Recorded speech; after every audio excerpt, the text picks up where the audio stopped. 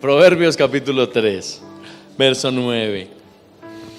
Honra a Jehová con tus bienes y con las primicias de todos tus frutos.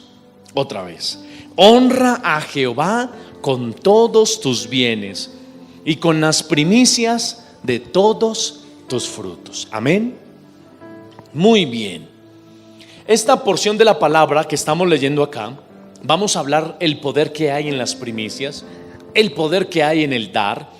Y el texto que escogimos para hablar en esta mañana no corresponde a la ley mosaica, porque la ley fue escrita con Moisés 1450 años antes de Cristo. ¿Vamos bien? Y entonces Moisés da unos mandamientos, da unas leyes. Eso está en Éxodo, en Levítico, y lo vuelve a repetir en Deuteronomio. Son unas leyes para el pueblo judío. Pero el texto que estamos leyendo no corresponde a la ley, sino que corresponde a principios eternos que un hombre tuvo por revelación. Claro, él tomó la ley, pero él ha entendido que el dar a Dios a través de los sacrificios y de las ofrendas que se le dan al Señor hacen que la vida económica, la vida espiritual y la vida en familia sea mucho mejor que cuando una persona que no da. Y estamos hablando del sabio Salomón, el hombre más millonario, multimillonario que ha existido en la tierra. Cuando yo estaba haciendo un ejercicio comparando lo que él tenía miles y miles de artículos de alto valor. Tenía oro, tenía plata, tenía especies aromáticas, caballos traídos de Arabia. Es decir, tenía mucho dinero. Su fortuna, cuando la ponemos a los dólares de hoy, su fortuna se estima en billones de dólares. Así que cuando vemos a los ricos y magnates de este tiempo, como Carlos Slim, como Bill Gates, como los jeques árabes, no le dan ni en los talones a la riqueza y abundancia que tenía este hombre. Amén. Así que este hombre, en donde Dios le dio mucha sabiduría, escribe cosas como esta y dice: honra a Jehová con tus bienes. No solamente tenemos que honrar a Dios con aplausos, no solamente tenemos que honrar a Dios con levantar las manos, sino también dice que una manera de honrar a Dios es con nuestros bienes, porque una persona que honra a Dios con los bienes es una persona que se libera espiritualmente, que rompe con ataduras que vienen con nuestros antepasados. Yo no sé si a usted le haya pasado o conoce a alguien en donde su abuelo fue pobre, su papá fue pobre, yo vivo en la pobreza, y entonces mis hijos, ¿qué serán? Pobres, porque es una atadura. Y no es solamente una atadura física y económica, sino que también es una atadura mental. Y a través del entendimiento de estos conceptos nos puede ayudar el sabio Salomón a ser mejores, a tener una vida próspera que nazca en el alma y que se refleje en todo lo que yo vivo. Amén. Por eso es importante que podamos captar este mensaje. Y entonces este hombre vivió una vida de superabundancia. Dice que se le dio tanta sabiduría a este hombre, Dios le dio tanta sabiduría, que los reyes de Egipto, los reyes del norte, los reyes del sur, venían a consultar al sabio Salomón. Y muchos de ellos, entre ellos la reina de Sabá, vinieron de lugares muy lejanos, porque la fama de Salomón se había regado por todo el mundo. Todos querían hablar con ese sabio, porque la sabiduría de Salomón sobrepasaba a la de muchos, a la de todos. No había un hombre tan sabio como él. Y entonces, cuando los reyes venían a consultar al sabio Salomón, le traían muchos presentes. Entre ellos les traían oro, plata, otros traían caballos finísimos, otros traían telas, otros traían armamentos, venían barcos, buques cargados de ofrendas para ese rey, porque querían escuchar la sabiduría.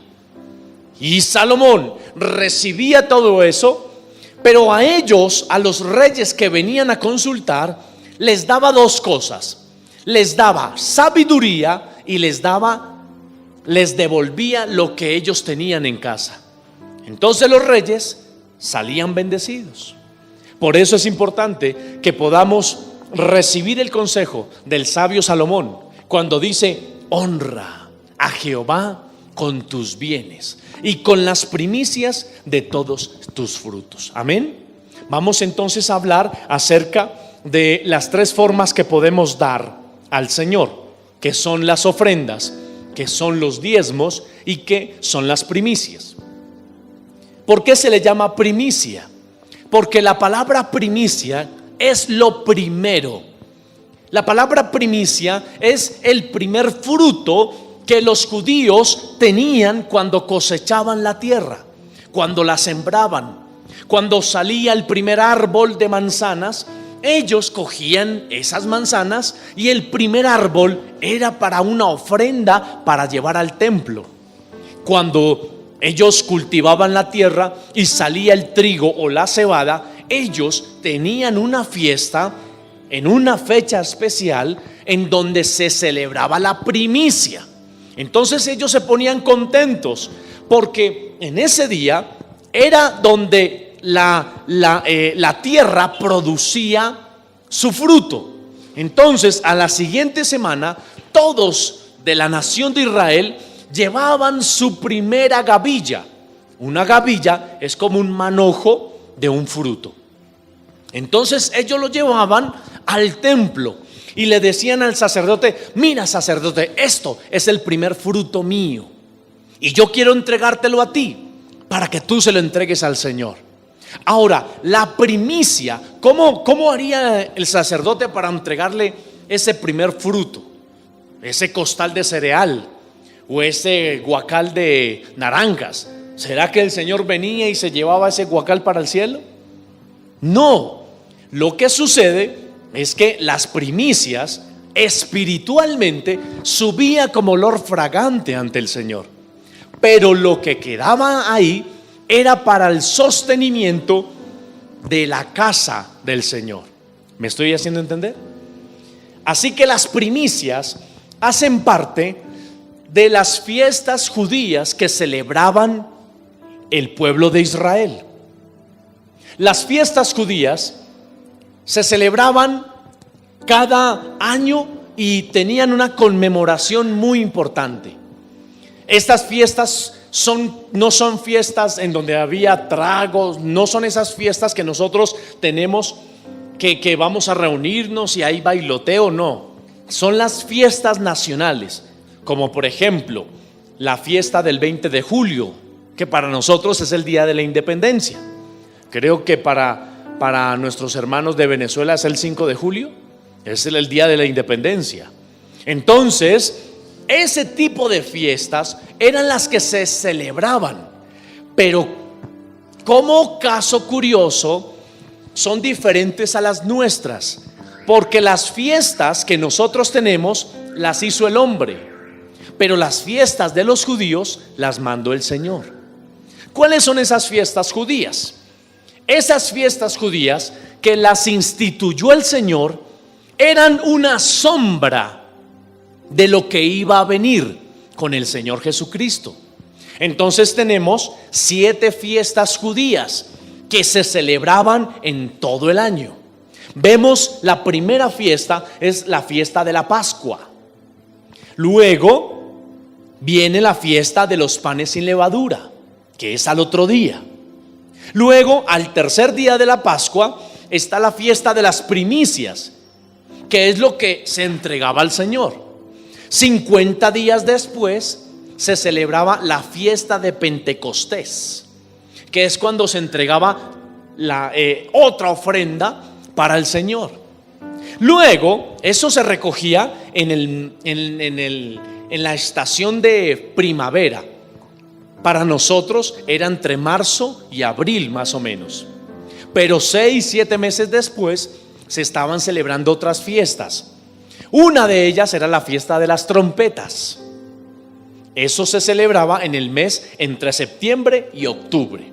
Otra fiesta que se celebraba entre septiembre y octubre era la fiesta del día de la expiación, el día de Yom Kippur, el día del perdón. Amén. Y otra fiesta es el día de los tabernáculos. ¿Qué era el día de los tabernáculos? Se celebraba por una semana en que todos los judíos iban a vivir en tiendas, en cambuches, celebrando que Dios los había salvado de la esclavitud de Egipto. Amén. Ahora, estas fiestas que yo les estoy mencionando, son 7, son la sombra de lo que Jesús iba a cumplir. Por ejemplo, la Pascua que ellos celebraban, para nosotros es la muerte de Jesús. Al otro día ellos están celebrando los panes sin levadura. Para nosotros, ¿qué significa eso? La sepultura de Jesús. Jesús cumplió las 4 primeras fiestas al detalle, perfectamente, en el mismo día. Entonces, la Pascua para los judíos era que tenían que celebrar un corderito, recordando año tras año que Dios los había libertado de la esclavitud del pueblo de Egipto.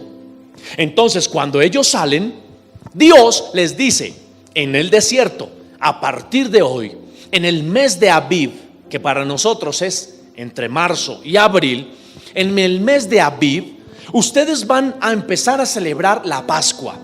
¿Qué quiere decir la Pascua? Pascua en hebreo es Pesaj, quiere decir salida. Entonces van a celebrar la salida. ¿Cómo la van a celebrar? Con un cordero. Van a matar un cordero. Cada familia va a sacrificar un cordero, pero ese cordero tiene que ser sin defecto, tiene que ser sin manchas, sin arrugas, no torcido, no pierniquebrado. Tiene que ser perfecto, porque es para mí. Amén. Yo quiero que usted vamos a ayunar la escritura para que usted entienda cómo es que Dios dejó todo perfectamente planeado. Entonces Dios le dice al pueblo: sacrifiquen ese cordero año tras año, recordando la Pascua. ¿Y qué quiere decir Pascua? Salida de la esclavitud. ¿Cuántos están aquí? ¿Estamos atentos a la palabra? Muy bien. Entonces Jesús se le llamó el Cordero Pascual, porque Jesús no cometió pecado. Jesús es el Cordero que era manso y humilde. Jesús era sin defecto. Cuando muere Jesús, ¿qué día tenía que morir para que se cumpliera la Pascua en Jesús? El día de la Pascua, que es un 14 de Nisan. El 14 de Nisan o 14 de Abib tenía que morir el Cordero, que es en el momento en que se estaba celebrando la Pascua. Amén.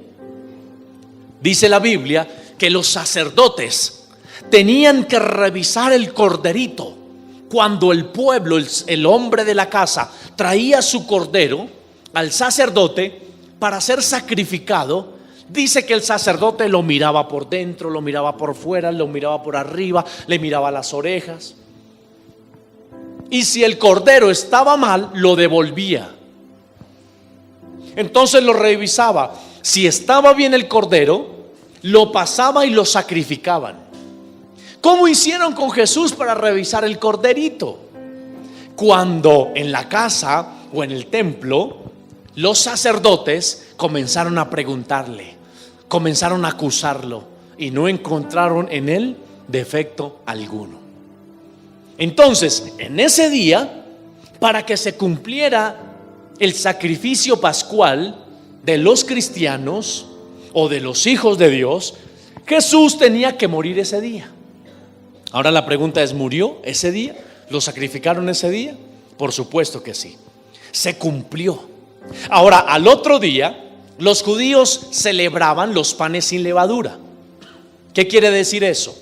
Que después de la Pascua, al otro día, ellos tenían que hacer una torta de un pan, pero que no tuviera levadura. ¿Por qué no tuviera la levadura? Porque la levadura es símbolo en la Biblia de orgullo. Porque usted sabe que lo que infla el pan es la levadura. Entonces, cuando usted va a la panadería y usted ve ese pan grande, y cuando lo parte está hueco por dentro. Es la levadura lo que infla al pan. Es la levadura lo que lo infla a usted y a mí. ¿Cuál es la levadura de este siglo? El orgullo, la prepotencia, la soberbia, la altivez. Es que yo me puedo mover sola, no necesito el marido que me acompañe, porque yo soy políglota. Yo hablo 3 idiomas: español, pastuso y ecuatoriano. Yo no necesito de más. Yo he ido por todo el mundo. Yo conozco Europa. No necesito de un hombre para que me mantenga. Eso es orgullo.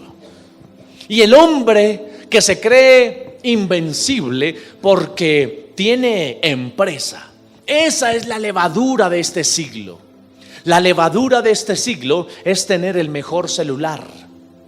La levadura de este siglo es tener el mejor carro, porque eso infla el corazón de una persona. Ahora, no quiere decir que usted ahora no vaya a tener un carro nuevo. No, téngalo, pero no le meta levadura al carro. Amén. Entonces, ¿qué dice? La Biblia dice que tenían que comer ese día panes sin levadura, porque la levadura contaminaba ese día sacrificial. ¿Qué hicieron con Jesús al otro día?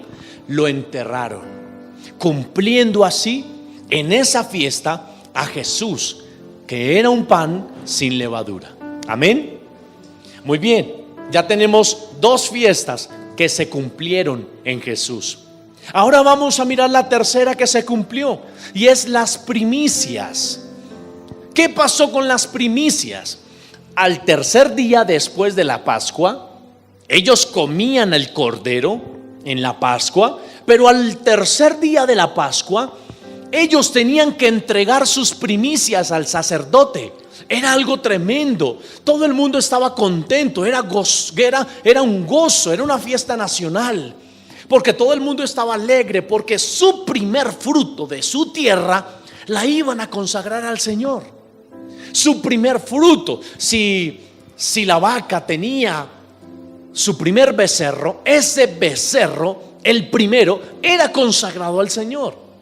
Todo lo primero era entregado al Señor al tercer día. Ahora, ¿cuándo resucitó Jesús? Al tercer día, porque Él es la primicia de los que van a resucitar un día. Él es la primicia de los creyentes.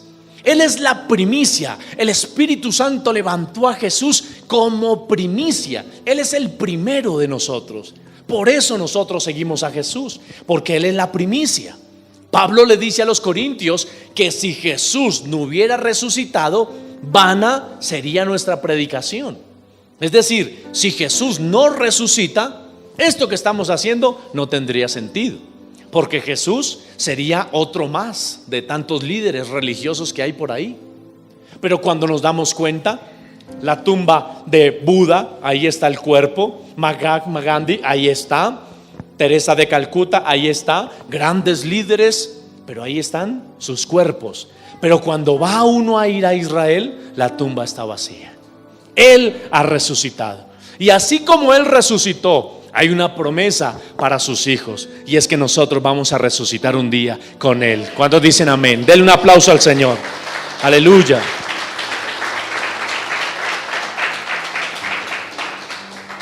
Así que Él ha ido cumpliendo todas las fiestas judías que para el pueblo de Israel eran ley, pero era una sombra de lo que venía. Ahora nosotros tenemos la sustancia.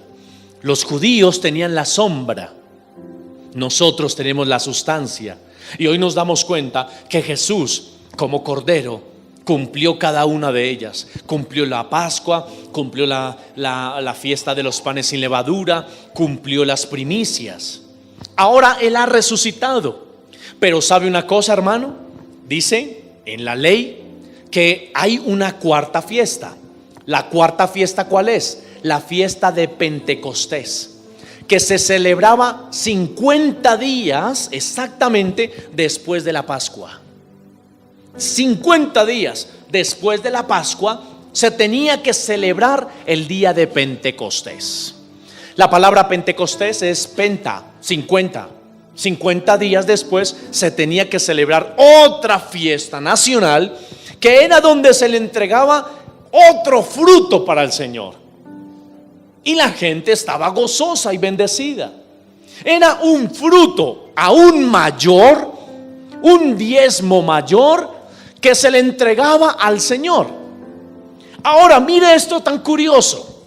Después de la Pascua, Jesús resucita al tercer día y dura 40 días apareciéndose a más de 500 personas al mismo tiempo, hablándoles, testificando de que Él resucitó. ¿Cuántos están aquí? No se me distraiga, no se me distraiga por esas hermosas danzoras que se me están pasando por aquí. Jesús duró esos días, cerca de 40, apareciéndose a cada persona, cerca de 500.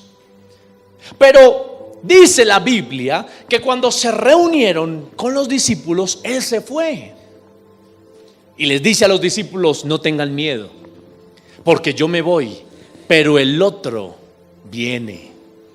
Así que empiecen a orar, empiecen a estar juntos, no peleen, no se envidien, no chismeen entre ustedes, porque cuando uno chismea, ahí no está el Espíritu Santo. Cuando usted tiene envidia de otro, ahí no está el Espíritu Santo. Cuando usted habla mal de otro, ahí no está el Espíritu Santo. ¿Sabe una cosa? Un pastor tuvo una revelación, y la revelación la tuvo con dos hermanas de la iglesia que él pastoreaba. Y él veía cómo esas dos hermanitas se maldecían entre ellas, y de hecho en la vida real no se querían. Y entonces en la visión que él tuvo, esas dos hermanitas estaban denigrándose entre ellas dos.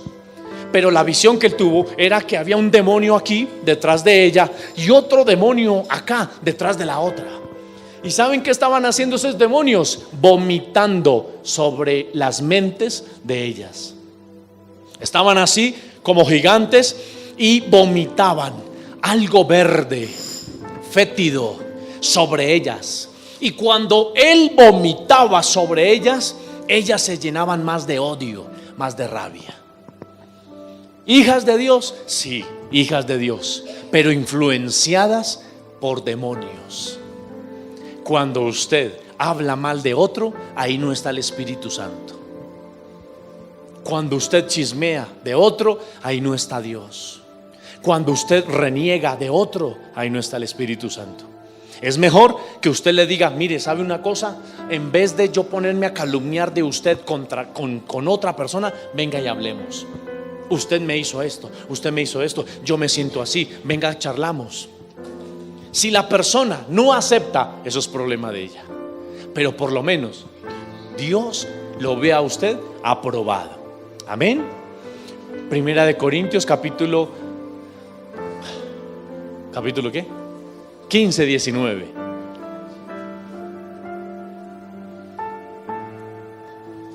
¿Sí?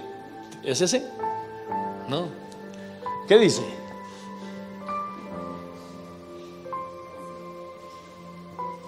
Once, 19.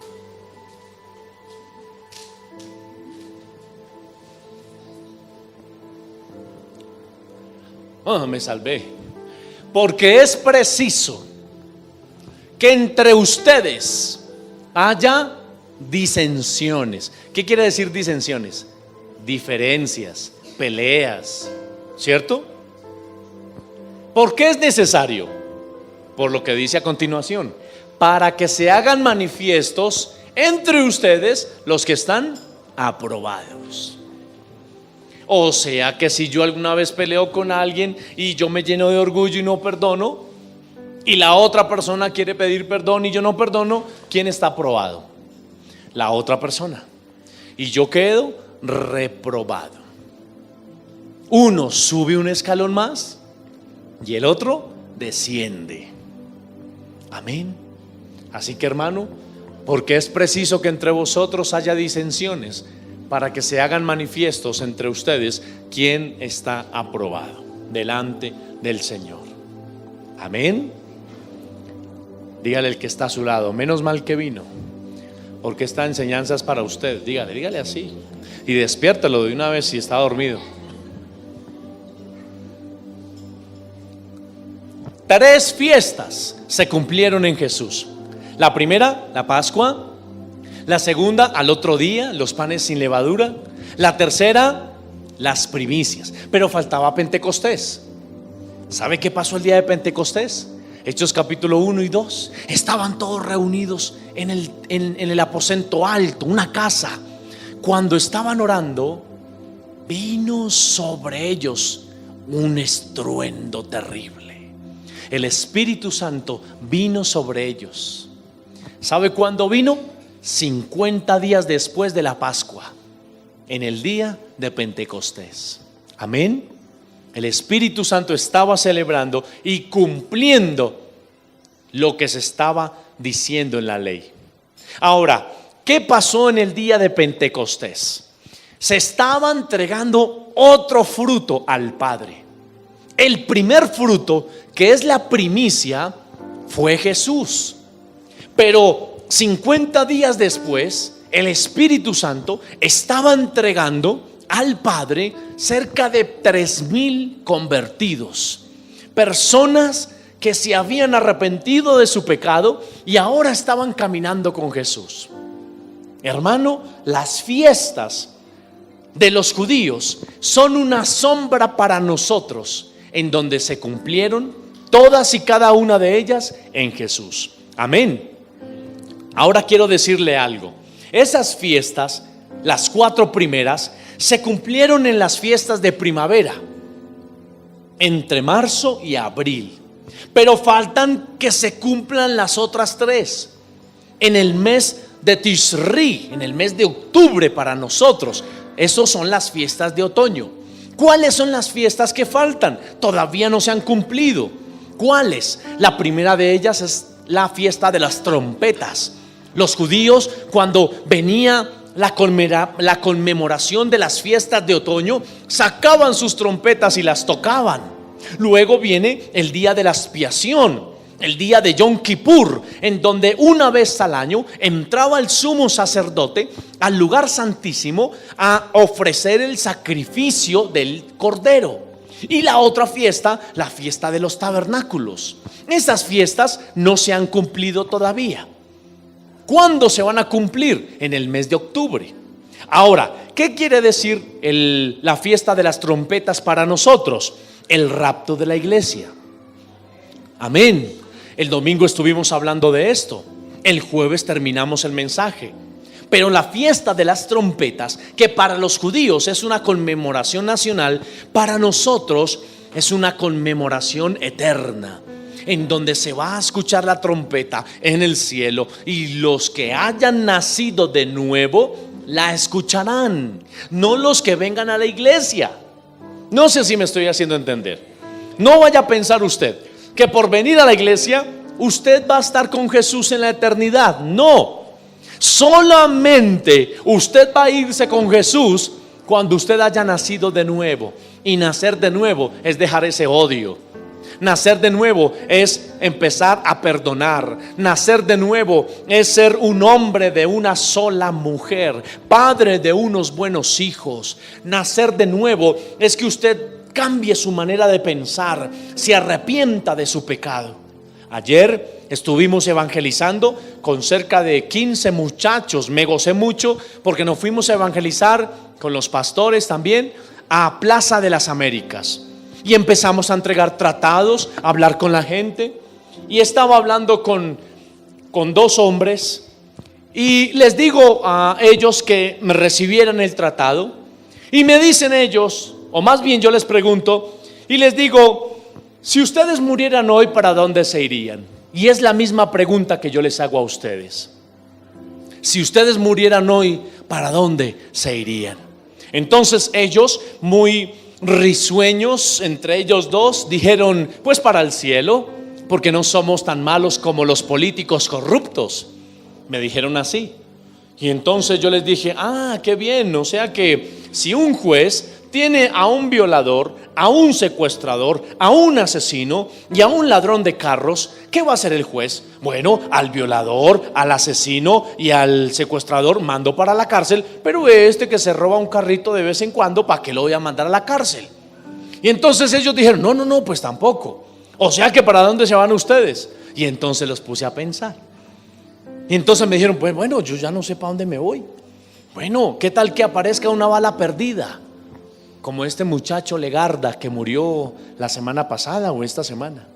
¿Qué pasa si en estos momentos viene una bala perdida y entra en su cabeza, o en la suya, o en la mía? Si yo me muero, yo ya sé para dónde voy, pero ustedes en realidad saben para dónde van. Y entonces empezaron a cambiar sus rostros. Ya no se reían como antes, empezaron a mirarse. Y entonces les hablé a su conciencia. No me interesa emocionarlos. Yo quiero que los muchachos, cuando vayamos a evangelizar, podamos tener el entendimiento de que evangelizar es hablarle a las conciencias de la gente. En el libro de los Hechos no existe un capítulo ni un versículo en donde Pablo, Bernabé, Lucas, Timoteo, Tito les hable a la gente de que Dios tiene un plan maravilloso para sus vidas. No lo hay. En lugar de esto, el libro de los Hechos trata a los pecadores como si fueran criminales, como si fueran los más perversos, enemigos de Dios, porque de hecho así somos. No existe un plan maravilloso en el libro de los Hechos para aquellos que no conocen a Dios. Nosotros tenemos que predicar a la conciencia de las personas, decirle a las personas que si mueren ese día tendrán un lugar de condenación eterno, un lugar en donde sus cuerpos les saldrán por todos sus orificios gusanos por la eternidad, un lugar de condenación donde el azufre y la llama estará ardiendo por toda la eternidad, un lugar donde estarán demonios destruyéndolos, intentando destruirlos por toda la eternidad. Un lugar de condenación en donde la conciencia será la parte más acusadora. Su conciencia, porque usted tendrá conciencia, ese lugar, y su conciencia le va a decir: ¿por qué no aceptaste a Cristo? ¿Por qué no viviste una vida que agradaba a Dios? Eras un hipócrita, venías a la iglesia, pero tenías odio en tu corazón. Eres un mentiroso porque robabas a Dios pudiendo dar. Eres un perezoso porque pudiendo servirle a Dios nunca lo hiciste. Nunca arreglaste tu situación. Nunca pusiste a Dios como primer lugar, sino por si tenías tiempo. Ahora estás aquí y me tienes aquí en este lugar. Y esa conciencia acusará a esa persona que se vaya para el infierno día y noche por toda la eternidad. Eternidad no quiere decir de años. Eternidad quiere decir eterno, para siempre, sin fin. Y entonces les dije a los muchachos: quiero que me respondan 3 preguntas. Y si me responden afirmativamente, les voy a dar un billete de 10,000. Y ahí sí se pusieron contentos. Y entonces yo les dije: ¿alguna vez han dicho alguna mentira? Ay, pues claro, ¿quién no dice una mentira? Hasta los políticos hablan mentiras. Yo les dije: no me metan políticos acá, les estoy hablando a ustedes 2. Y entonces me puse un poquito serio. ¿Alguna vez han dicho mentiras? Sí. ¿Cómo se le llama a una persona que miente? Mentiroso. ¿Alguna vez han robado algo? Y me dice uno, no, pero cosas chiquitas. Y yo le digo, sí, chiquiticas, como un diamante de 10 millones de dólares. Me dijo, ay no, terrible. Sí, he robado cosas. ¿Cómo se le llama a una persona que roba? Ladrón. ¿Alguna vez han tenido odio? Claro. Jesús dice que todo el que tiene odio en su corazón es un asesino y no entrará al reino de los cielos. Hermano, permítame, yo le voy a decir esto. Si usted no ha perdonado, usted es un asesino. Primera de Juan 3:15, por favor, rápidamente. Primera de Juan 3:15. No sé si tienen la traducción viviente. Bueno, leamos esta. Todo aquel que aborrece a su hermano es homicida. Y saben que ningún homicida tiene vida eterna permanente en él. Esa es una buena versión, que es la Reina Valera 60, pero me gusta otra. Miren a ver si la tienen. ¿O alguien la tiene? ¿Alguien tiene la traducción viviente? Bueno, todo el que odia a su hermano, escúcheme, todo el que odia a su hermano ¿es un qué? Nunca odies a alguien, ¿oíste? Porque si no serás una.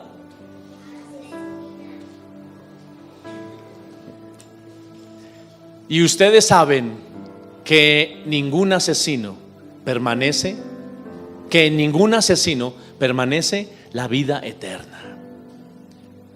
Mire, hermano, deje de tener ese odio.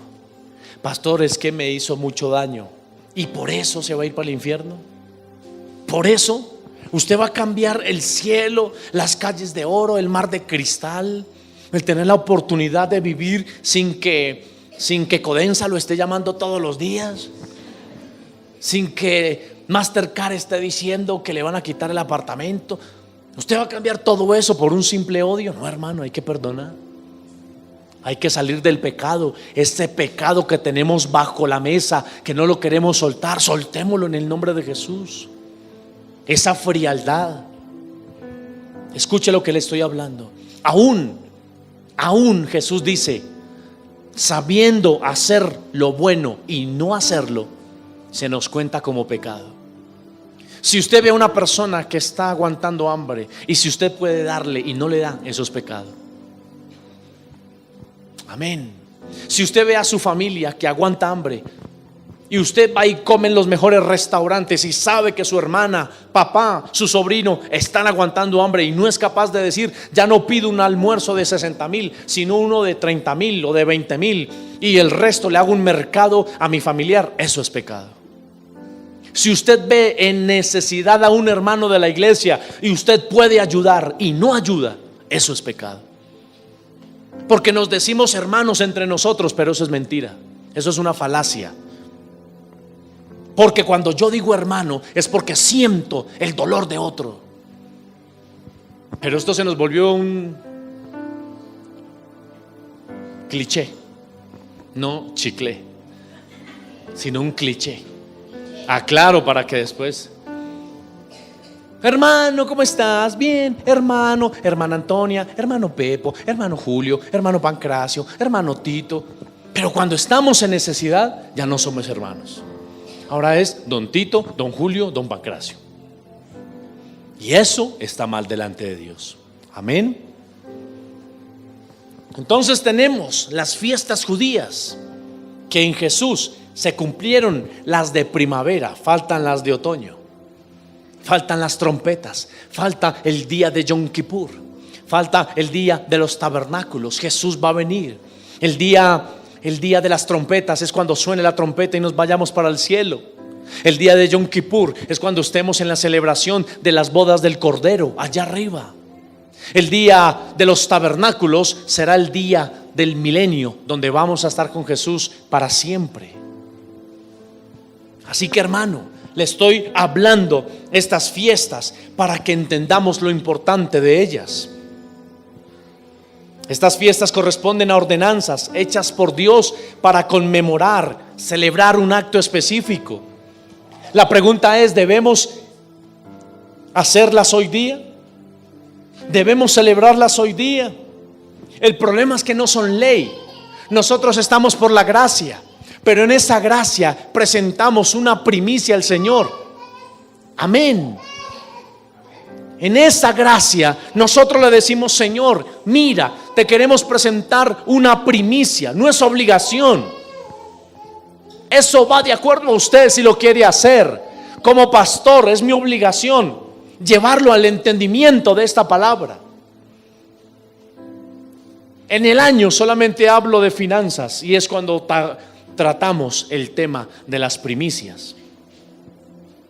Casi no me gusta hablar de esto porque el Señor siempre nos ha mantenido, siempre ha sostenido la iglesia.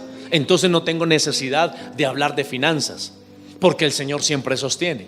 Pero también es importante que usted entienda que el dar hace parte de una libertad financiera para nosotros, hermano, cuando tenemos el entendimiento. Amén. Entonces, en el Antiguo Testamento se hablan de primicias de un carácter natural, y entonces su fruto es natural. Pero en el Nuevo Testamento también se mencionan las primicias, pero es de un carácter espiritual. Por lo tanto, su fruto es espiritual.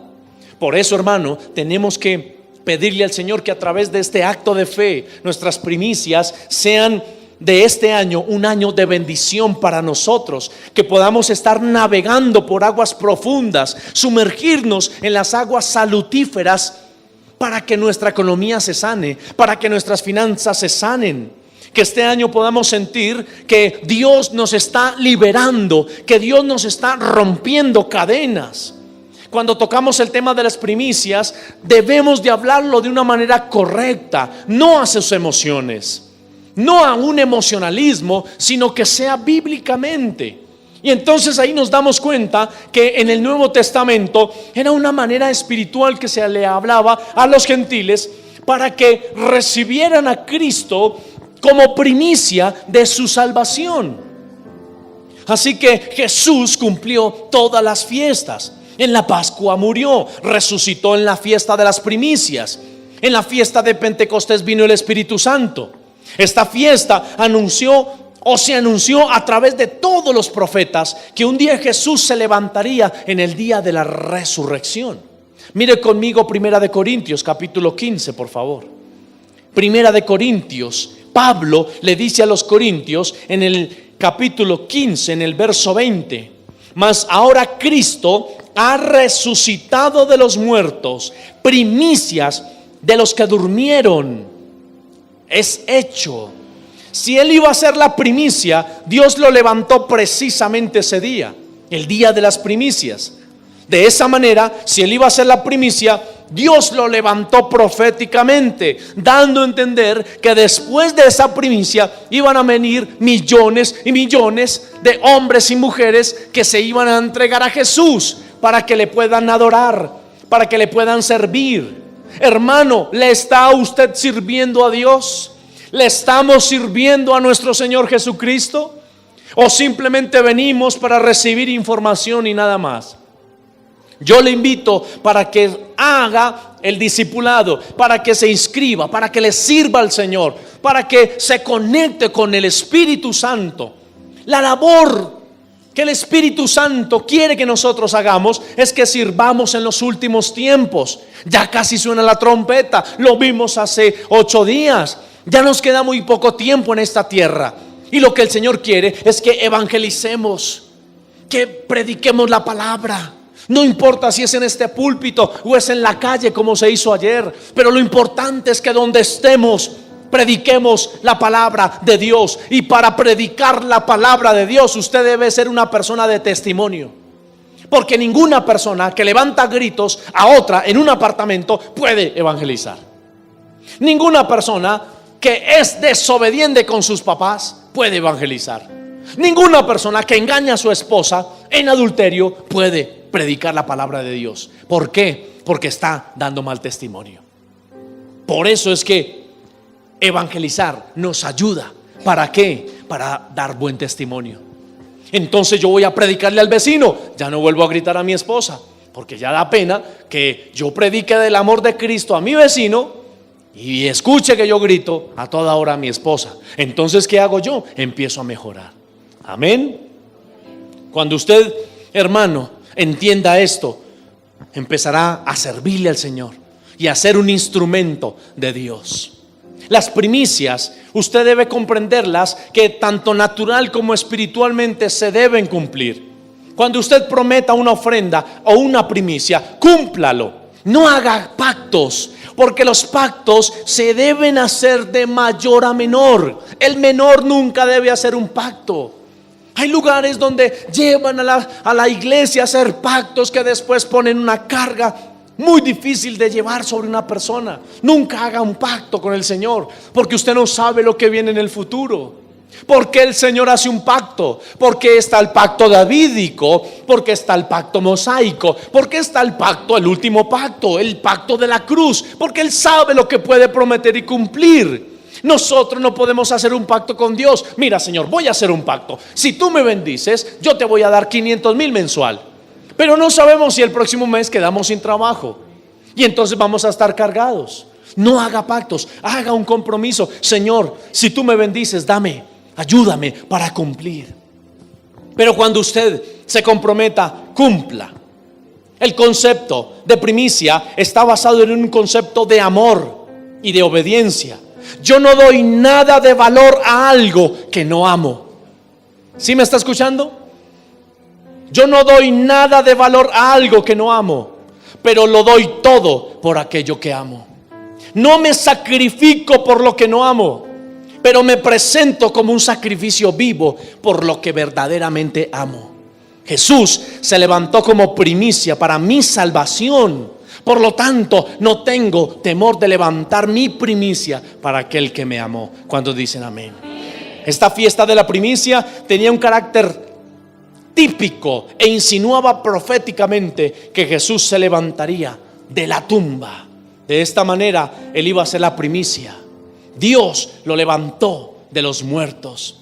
Hermano, tenemos que entender que Dios quiere bendecir nuestras vidas, que Dios quiere liberarnos del yugo de la esclavitud.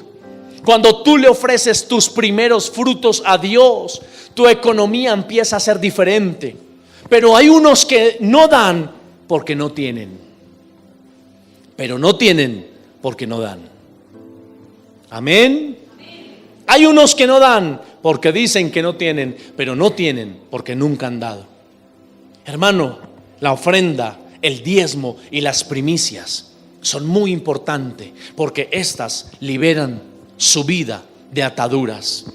Pero son las primicias, es decir, que son los primeros frutos de donde nuestra economía se fortalece, para luego empezar a dar los frutos, el diezmo y las ofrendas. Claro que han habido excesos, hermano. Hay gente que no diezma porque tiene miedos y tiene dudas. Pero quiero decirle que cuando nosotros damos a Dios y lo ponemos en primer lugar, por encima de nuestro trabajo, por encima de nuestra propia vida, por encima de nuestra familia, cuando ponemos a Dios por encima de nuestra economía, por encima de nuestra empresa, entonces Dios empieza a trabajar a favor nuestro. El traer nuestros primeros frutos al Señor demuestra el deseo de entronar al Señor por encima del sistema babilónico y mamónico que tiene el mundo. Es un sistema en donde nos vuelve temerosos porque pensamos que al otro día nos va a faltar dinero. No damos a Dios porque Él necesite nuestros recursos, más que nosotros necesitemos darle a Él, porque es un principio que activa el mover del reino de los cielos. No damos a Dios para que Él nos dé, porque eso se llama especulación. Simplemente yo le doy a Él porque Él ya me dio el primer fruto, el primer negocio del año. Señor, mira, acá está mi primicia. ¿Por qué doy mi primicia? Porque por fe yo quiero que el resto de mi economía del año sea santa. Señor, no me quiero comer la semilla, me quiero comer el pan. La semilla es para sembrar, el pan es para comer. Por eso leímos en el principio del mensaje el consejo del sabio Salomón, donde las primicias son un principio para que haya bendición para nuestras vidas. Volvamos a leer Proverbios capítulo 3. Y el que esté dormido diga amén.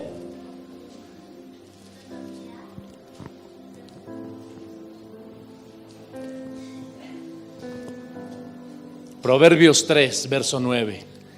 Honra a Jehová con tus bienes y con las primicias de todos tus frutos.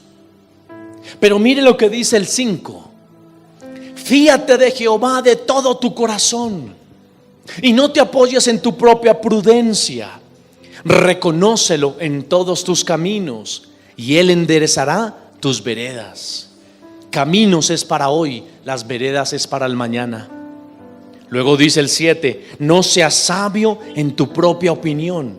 Teme a Jehová y apártate del mal, porque será medicina a tu cuerpo y refrigerio para tus huesos. Para que tú puedas dar un diezmo, para que tú puedas dar una ofrenda y para que tú puedas entregar una primicia, primero tienes que confiar en Dios. Si tú no confías en Dios, entonces la primicia no la vas a dar porque tendrás miedo. Cuando tú digas, no puedo, me da miedo dar el 10% de lo que gano porque de pronto me va a hacer falta, ahí hay desconfianza. Yo te animo para que primero le pidas confianza a Dios, para que luego diezmes, para que luego traigas tu primicia. Porque entonces, si no lo haces así, vivirás cargado, vivirás desconfiado, y entonces eso no va a resultar. ¿Saben una cosa, hermanos? Satanás anhela lo primero. Siempre ha sido así. Por eso te pone dudas. El primer hijo, Satanás lo anhela. No es que los otros no sean importantes, pero el primer hijo es importante porque el primer hijo depende de muchas cosas el resultado de la familia, porque es ese primogénito en donde se descarga el doble de la bendición. Por eso Satanás quiere robarte lo primero. Por eso te pone dudas, por eso te pone trabas. Gente que no quiere diezmar o traer su primicia o su ofrenda porque tiene miedo. Otros que están tan heridos por excesos que han visto en otros lugares que se cierran ante la posibilidad de volver a confiar. Claro que hay excesos, hermano. Claro que hay iglesias que dan mal testimonio.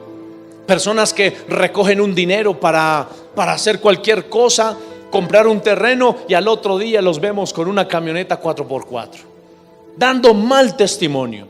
Pero te digo algo, el diezmo es una verdad. Jesús lo habló en Mateo capítulo 23. En el Antiguo y Nuevo Testamento está implícito el dar. Dios quiere bendecirte y es mejor vivir con el 90% en bendición que con el 100% sin la bendición de Dios. Porque el diezmo me libera de creerme que yo soy el que me autosostengo. La ofrenda me libera para decirle al Señor que quiero adorarle con mis recursos. Y las primicias me ayudan y me liberan para consagrar toda mi economía de ese primer año al Señor. El diablo no quiere que tú des el diezmo. ¿Sabes por qué, hermano? Porque eso haría que tú confíes plenamente en el Señor. Muchos decimos confiar en el Señor y de hecho confiamos, pero es en el diezmo, en el dinero, donde en realidad se sabe quién confía. Porque el dinero representa tiempo y el tiempo es vida. Y muchos nos cuesta. Ponemos el diezmo en la última fila de la lista. Un día yo lo hacía así, pero le dije: Señor, yo quiero subir el diezmo de la lista que pongo de mis gastos y ponerlo arriba. Me dé el agua donde me dé, pero yo voy a confiar en ti. Y sabe una cosa, hermano, Dios me daba. No solamente me daba más dinero, sino que me daba salud, me daba bienestar, buena relación con mi familia.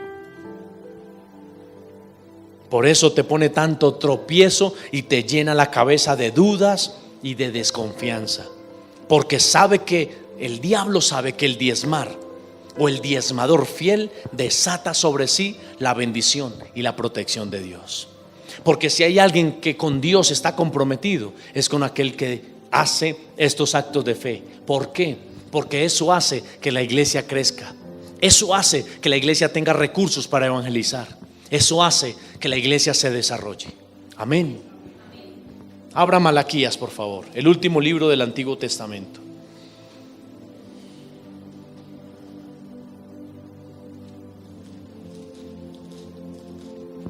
Mire lo que dice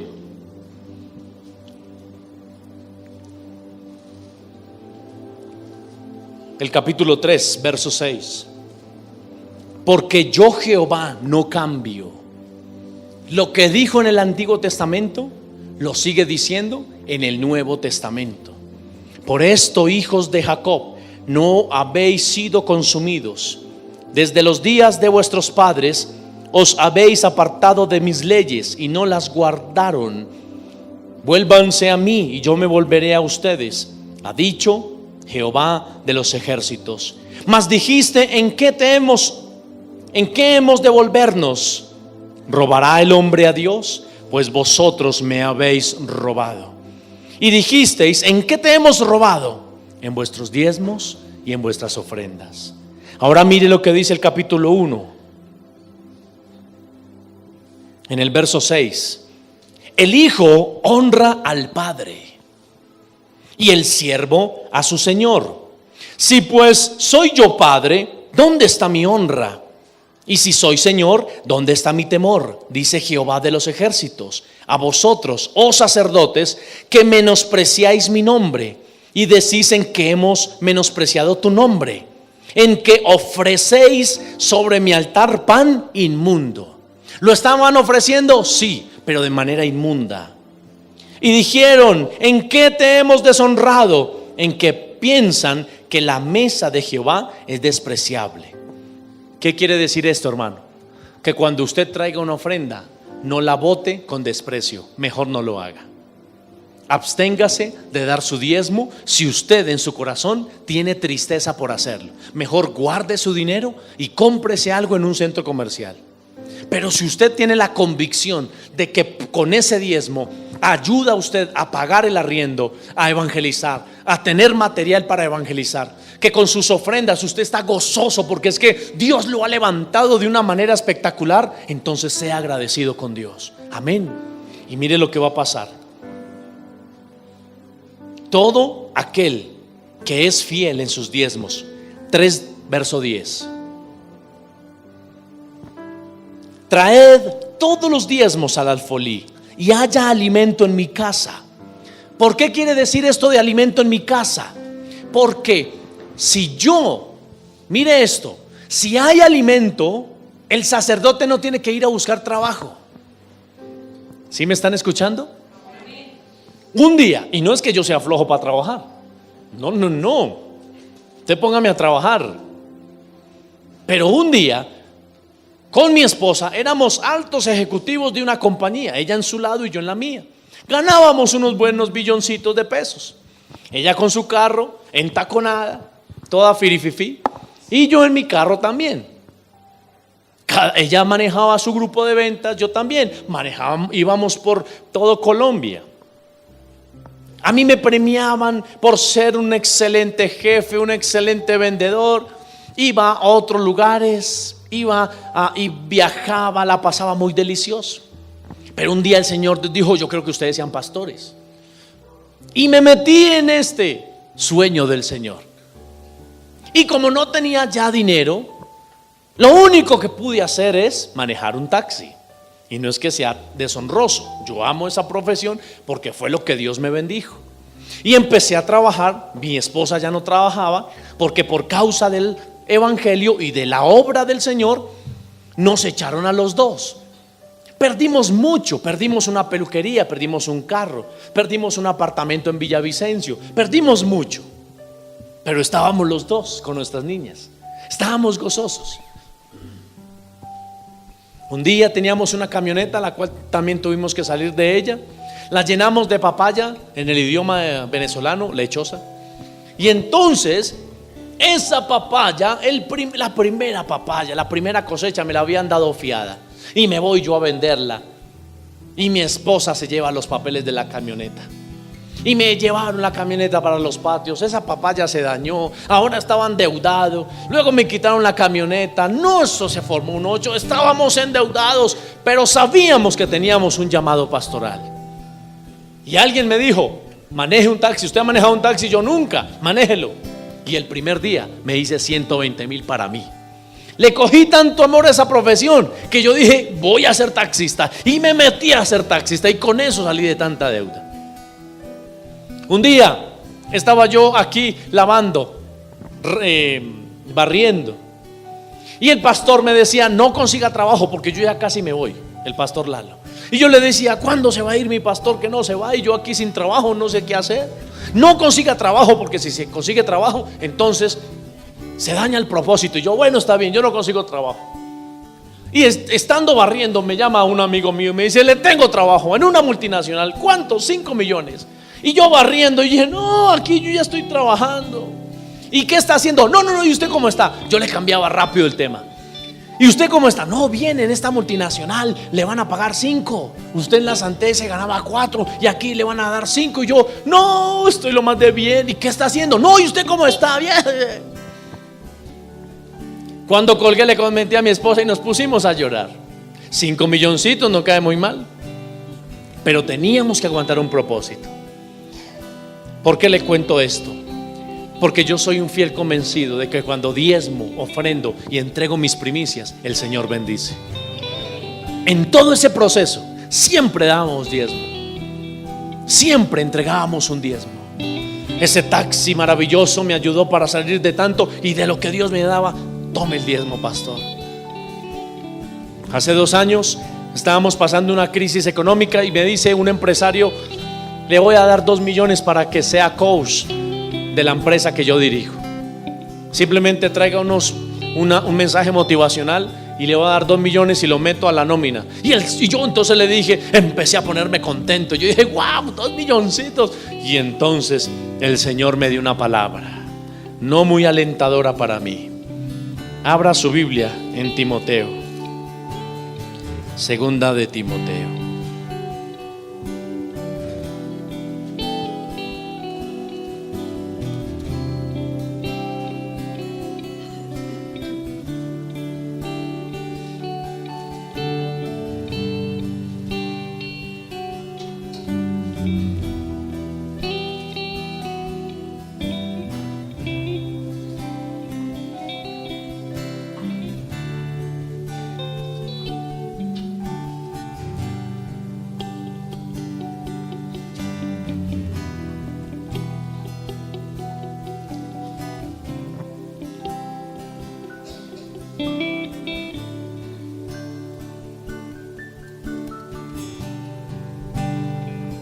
Búsqueme la que dice, ninguno que milita.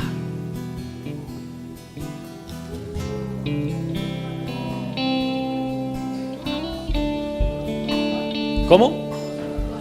Primera de Timoteo 2:4, no. Segunda de Timoteo. Miren lo que me dice el Señor.